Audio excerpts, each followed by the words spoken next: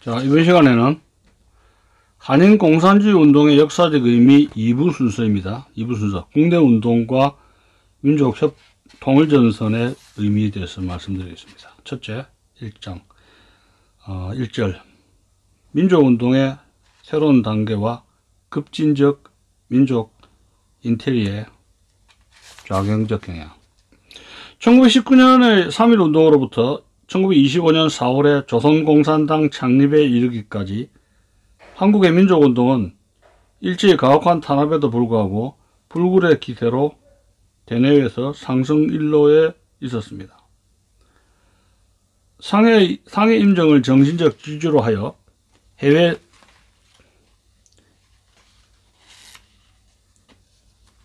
해외나 내외에서 민족적 항일 정치 역량을 결집하는 움직임이 활발했으며, 한편 민족주의, 자유주의, 진보주의적 제사상단체들이 속출했습니다.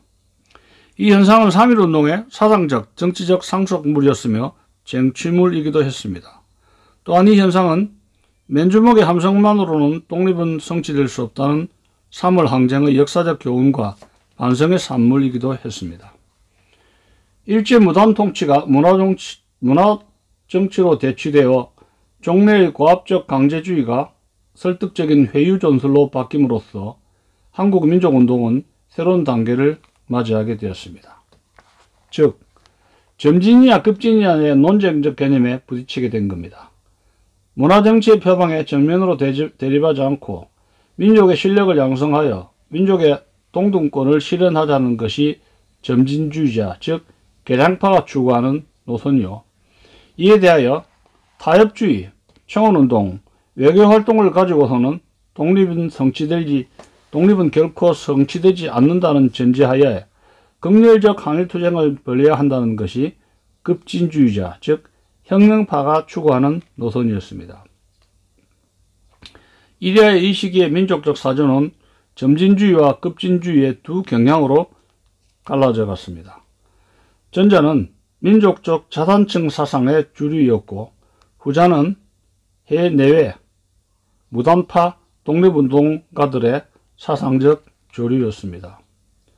상해임정 안에서도 소위 문치파와 무력파로 불리는 대립적 경향이 나타났으니, 전자는 안창호, 여운형 등을 중심으로 하는 점진파 세력이었고, 후자는 이동희 등을 중심으로 하는 급진파 세력이었습니다.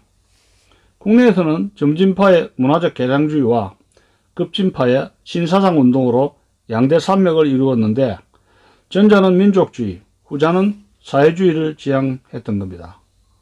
물론 민족 진영 내에서 비타협적 민족혁명주의 세력이 있었는데 좌파 민족주의라고 합니다. 이 세력은 신사상운동의 사회주의 세력과 교섭을 하게 됩니다. 신사상운동의 사회주의 세력도 그 내부는 사회개량주의와 사회혁명주의로 명확한 한계 없이 난맥의 개화 상태를 보여주었다고 할 것입니다. 그리하여 민족 진영의 민족개량주의와 민족혁명주의, 사회주의 진영은 사회개량주의와 사회혁명주의로 총합되었는데, 본질적으로 급진적 혁명주의는 민족사회 할 것 없이 지하 세력이고, 점진적 개량주의는 지상의 표현 세력이었던 겁니다. 3.1운동 후에 있어서 그 모든 민족적 사주의 적경향은 요컨대 자산층 내지 소시민적 사상의 반사체라고 할 것입니다. 왜냐하면 좌우파 민족주의 또는 좌우파 사회주의 할 것 없이 이 모든 사상 조류는 한국에서는 예외 없이 자산층의 관념 형태이기 때문입니다. 이때 한국 내에서는 노동계급의 혁명적 사상의식이라는 것은 사실상 형성되어 있지 않았습니다. 산업의 미발달로 인하여 산업 노동자들이 일정한 사회적 계급 세력으로 형성되지 못한 곳에서 노동자들의 소의 계급 사상의식이라는 것은 생겨날 수가 없었습니다. 지식분자들이 직수입한 생소한 외래 사상으로서의 마르크스주의는 그 자체로서는 현실적으로 사회사상이 될 수가 없었습니다.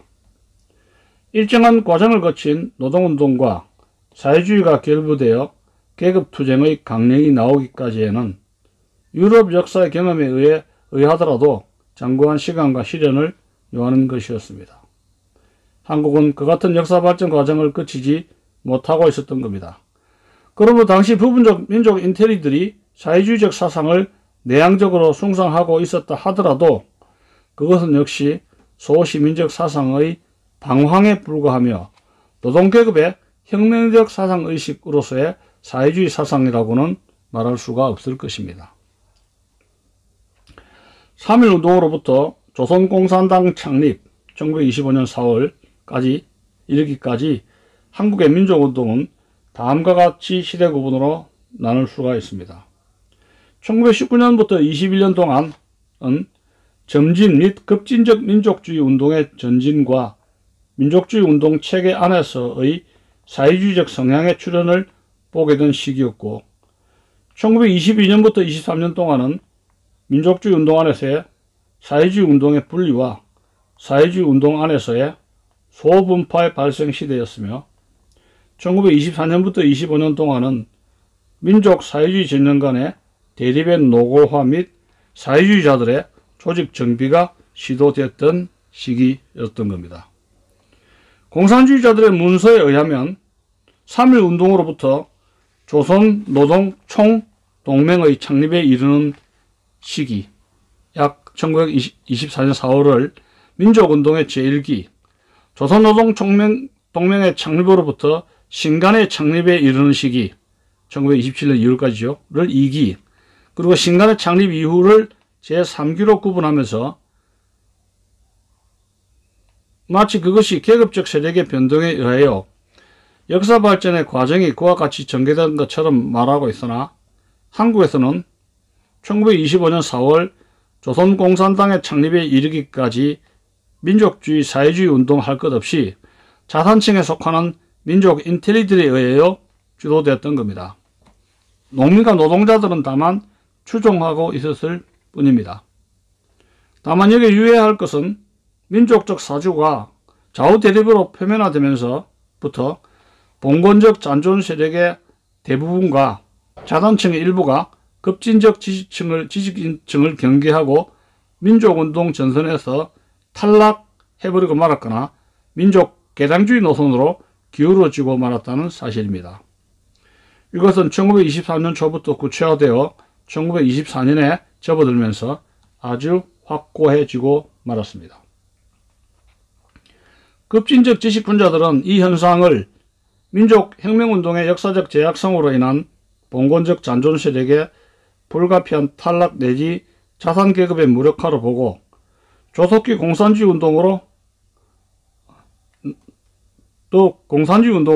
날뛰게 됩니다. 이것은 사상적으로 미숙하고 청소한 민족 인텔리들의 좌경 오류였던 겁니다. 당시 사회주의 계파에 속하는 일부 민족 인텔리들은 민족 해방투쟁의 식민지적 조건을 완전하게는 파악하지 못했거나 마땅히 아직도 중시해야 할 민족 자산층의 사명을 무시한 것입니다.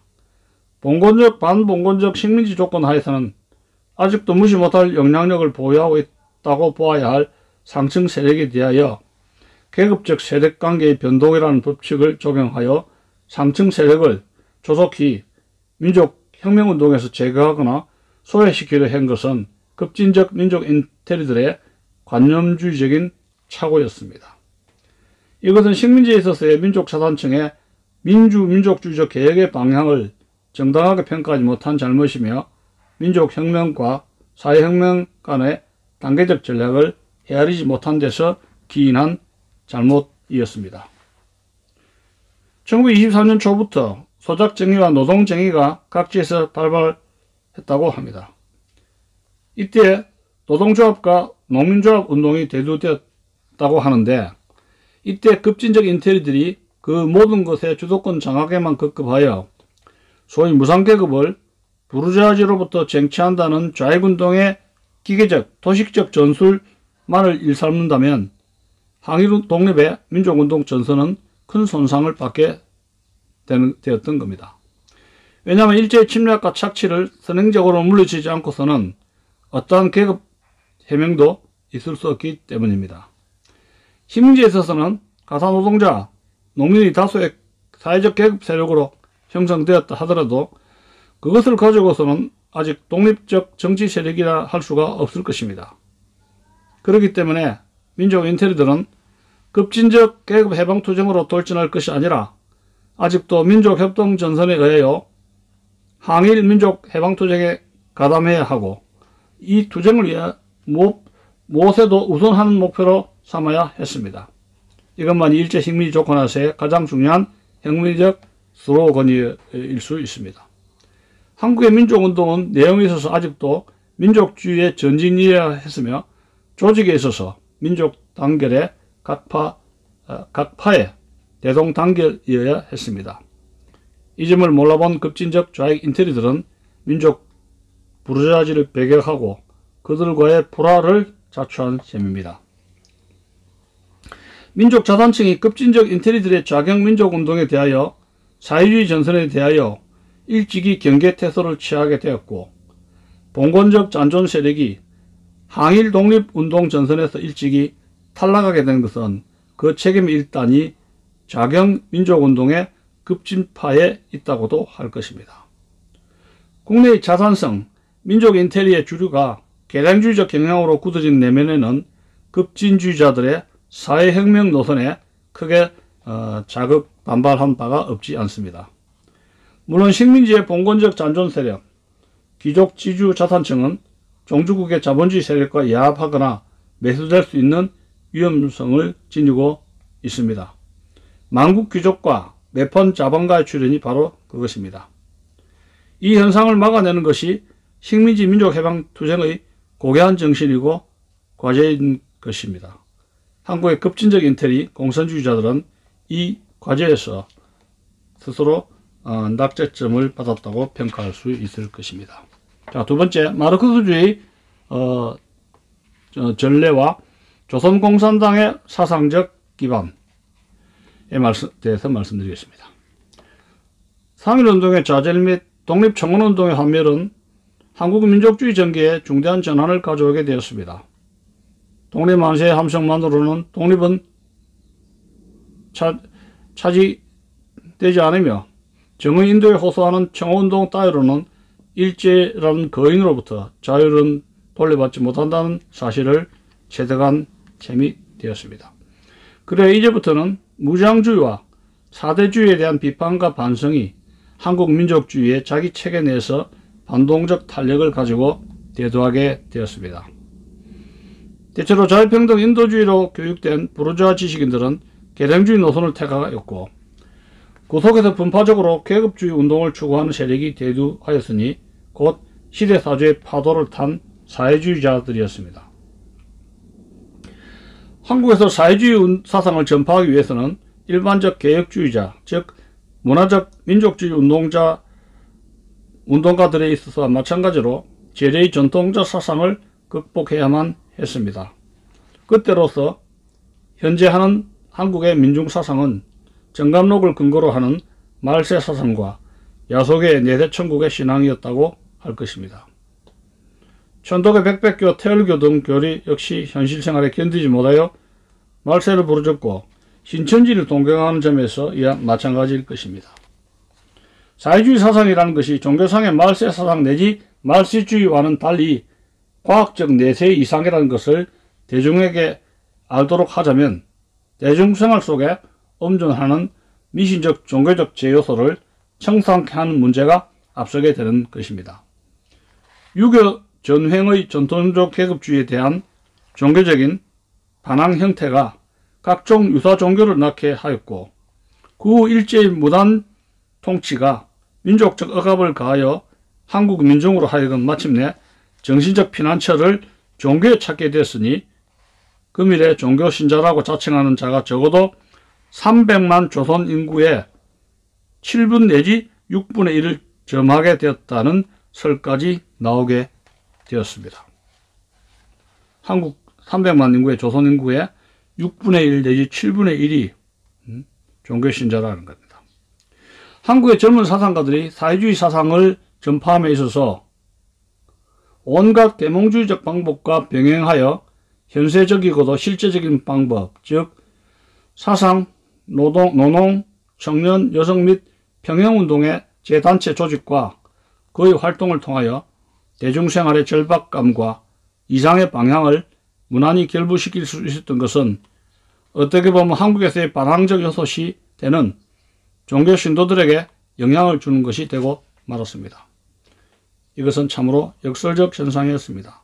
왜냐하면 오늘을 저조하고 다만 종교적으로 내세만을 바라보는 현실부정의 절망적 무산대중에게 과학적 내세 이상을 보급하는 사회주의자들의 운동이 훌륭하게 영향을 주었으니 기가 막힌 일입니다. 사회주의 운동가들의 모든 개혁주의적 행동은 비록 그것이 혹독한 일제통치하에서의 미온적 합법주의 표현 운동이기는 하였으나 절망적 민중의 동경이 되었던 것도 사실입니다. 비록 그들의 이름이야 어떻게 다르든 간에 적빈하고 권리가 없고 절망적 무산대중이라는 공통의 위치에 있어서는 그들의 봉건적이고 전근대적 생활 관습과 사상의식에 관계없이 사회주의 운동가들의 과학적 내세주의 사상이 구미에 맞았던 것입니다. 또한 이들 무산대중은 다름 아닌 현실부정의 반항적 요소의 종교 신도였다는 점에 이에 대하여 사회주의 운동가들은 현실타파의 반항적 개혁주의자였다는 점에서 훌륭히 합치되었던 겁니다.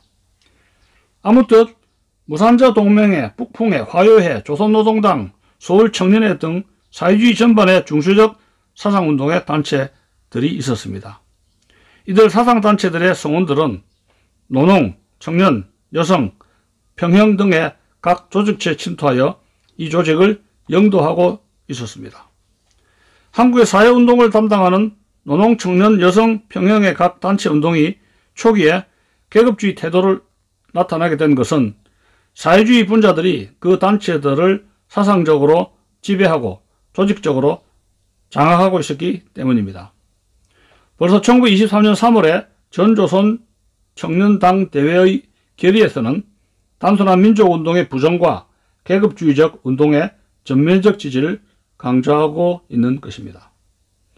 한국에서의 이때의 사회주의 사상은 노동계급의 성장과 노동계급 의식의 악량의 토대를 두었다고 말할 수는 없습니다. 한국의 노동자 수는 1925년 현재 5 내지 6만에 불과했습니다. 이들의 노동 연륜은 극히 유약하여 사상적으로나 실질적으로나 아직도 반농적 수가 많았습니다. 그들의 할아버지, 아버지는 노동자가 아니라 농민입니다. 따라서 농민의 자식으로 태어났다가 자기 당대의 노동자가 되어버린 사람들, 그리고 그의 가족은 아직도 농촌에서 손을 떼지 못하고 있는 사람들입니다. 이러한 그들의 반농적 성격은 그들의 혁명적 계급의식을 둔화시키고 있었던 겁니다. 이러한 생태의 노동자들에게 계급주의를 고취한 것은 좌경 인테리들이었습니다. 그들은 도시와 농촌에서 노동조합과 농민조합을 조직하고 동병파업과 소작쟁의를 가르쳐 주었습니다. 사회주의적 사상의식을 일구어 주는 데는 그 같은 방법이 더 과학적이며 유익할 수 있었습니다. 그리하여 사회주의 사상의 보급 과정은 곧 동명파업과 소작쟁의의 전개 과정이었다고 말할 수 있을 정도로 밀접한 관계가 있습니다. 한국의 농촌은 사회주의 사상의 보급에 있어 도시 공장보다도 유망한 지대일 수 있었습니다. 전 인구의 80%를 점하는 이들은 대부분이 너무도 빈곤하여 공장 노동자들보다 훨씬 생활이 파멸적이었습니다.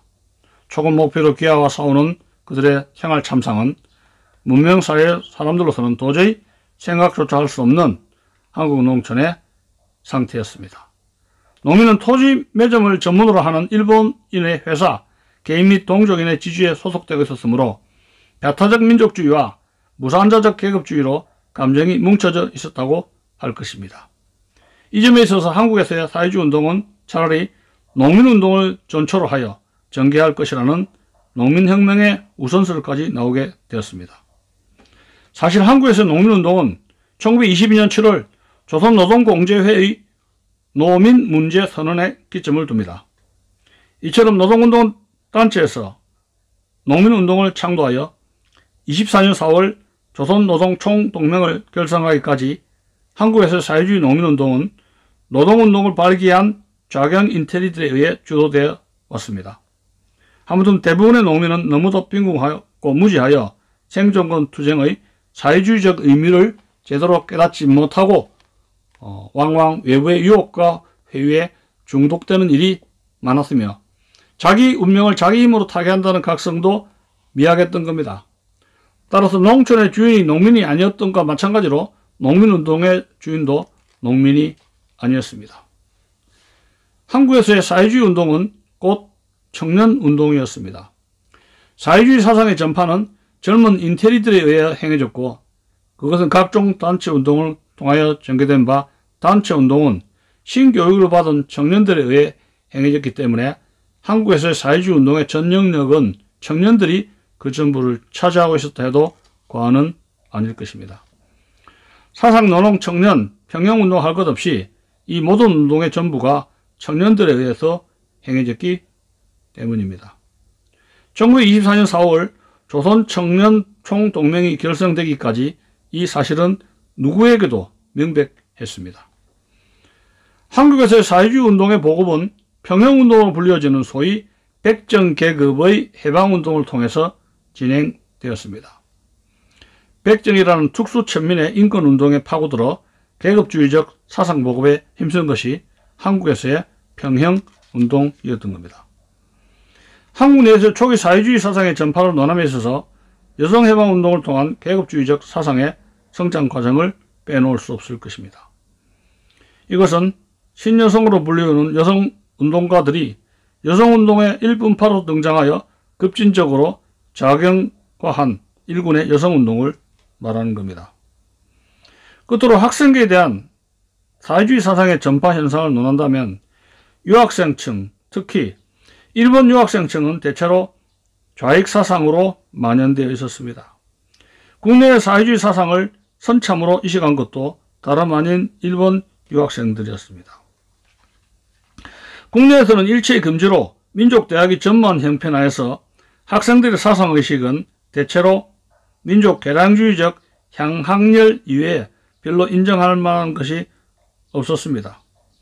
1920년 6월 서울에서 조직된 고학생 가을도회가 있어 1925년 1월 강령 개정 및 임원 개선이 있기까지 고학생의 상부 상조를 본신 사업으로 삼아오다가 조선공산당 창립 3개월 전에 강령 개정으로 작용화된 것 이외에는 조선학생대회, 조선학생회 등의 조직이 있기는 했으나 모두가 민족주의 계열이기 때문에 여기서 거론할 필요는 없습니다.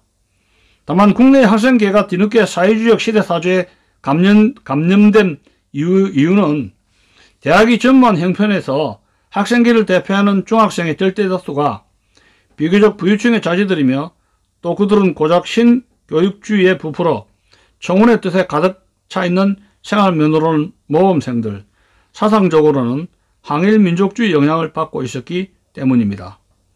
대체로 그들 중학생의 부모와 선생들은 사상적으로 보수적이었으며 고작 민족개량주의적 또는 항일민족주의적 사상가들이었다는 데서 이들의 사춘기 사상 또한 그와 동일한 경향에 있었던 것이라고 하겠습니다. 아무튼 이와 같이 사상운동, 노동운동, 청년운동, 형평운동, 여성운동 등의 제단체 운동을 통한 젊은 사상가들의 사회주의 사상 전파는 1924년 4월에 이르러 조선노농총동맹과 조선청년총동맹의 양대 산맥을 내놓게 되었고 합법조직인 이 양대 산맥은 젊은 사상가들의 서식처가 되고 말았습니다. 1923년 6월 서울에 지하조직인 꼬르비로 국내부를 확보한 코민테르는 한국 내 각종 좌익단체들을 정리하고 그것을 기반으로 조선공산당을 건설한다는 방침으로 나아갔습니다. 당시 한국 내에서는 화요회, 북풍회, 서울청년회, 조선노동당의 주요 사상단체가 있었는데 꼬르비로 국내부는 화요회의 지하당 조직이었습니다. 화요회 활동가들은 조선노동총동맹과 조선청년총동맹을 비롯한 그 밖의 단체에 침투하여 영향력을 행사하는 활동을 통하여 조선공산당의 조직 기반을 확대해 나갔습니다. 특히 언론기관에 침투하여 지방 지국망을 통한 비밀결사 조직에 착수했습니다. 했던 겁니다. 1925년 4월 서울에서 조선공산당과 고려공산청년회가 극비리에 결성되었습니다. 화요회가 주동이 되어 동당을 결성했기 때문에 일명 화요회 당이라고 합니다. 이 당의 책임비서는 고려비로 국내부 책임비서인 김재봉이며 고려공청 책임비서는 전에 이르쿠츠크파의 상해 공청위원장인 박헌영입니다. 아무튼 코민텔은 이 당을 코민텔은 한국집으로 승인했습니다. 이때부터 한국 내 공산주의 운동은 코민텔은의 직접적 지도에 들어갔다고 할 수 있습니다.